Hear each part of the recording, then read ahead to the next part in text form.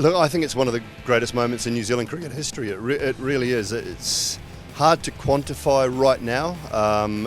Teams don't come here and beat India once, let alone twice. And for a New Zealand team to do it without one of their star batters in Kane Williamson, I think it's just a phenomenal performance. And also to do it with spin in Indian conditions. It's very, very close to the top of the tree as far as I'm concerned. I think you get used to playing on such good wickets, and when it does turn, techniques get exposed a little bit. And for a long time when India have played on turning surfaces, they've still had the best spinners in the world in Jadeja and Ashwin, and so they've been able to undo other sides. Today, or this Test match, they were undone by a New Zealand side that, with all due respect, is not a world-class spin bowling attack.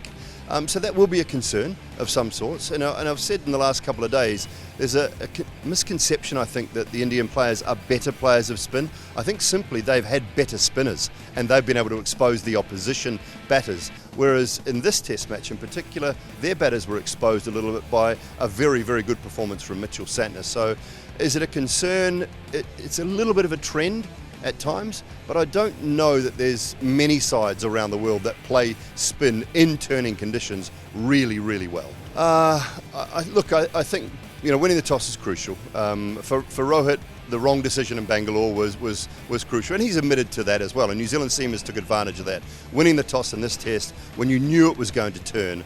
And it might not have looked like a big score, 259 in the first innings, but it was made to look like a really big score because the ball was turning, some was getting on. So I think Tom Latham's captaincy was outstanding for the most part throughout.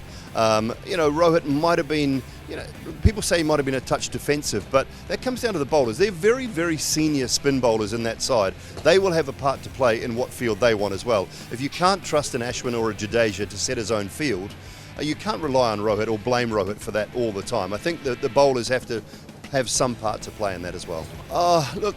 His issues against spin, he's not the only one, and you're not going to find those conditions in Australia. He's had great series down under, he's had great series in Australia. He plays quick bowling still, I think, as well as he has for the last 4 or 5 years, so I don't think it's a concern. In completely different conditions, so they have to forget about this series. They could go out and win the third Test in Wankhede and go down to Australia with a little bit more confidence. Completely different conditions. Quick bowlers will be required. Their batters, I think, will be a lot better off on good surfaces, and that's what you tend to get in Australia. So really good batting conditions. It'll come down to how they play the quick bowlers from Australia, the tall, slightly bouncier bowlers, but they've got the batters to do the job, I think, in good conditions. And if later on in the Test matches, whether it be in Perth or whether it be in Sydney, it starts to turn and bounce a little bit, then their spinners will come into play. I'd like to think so, but I think India will bounce back really well in Mumbai.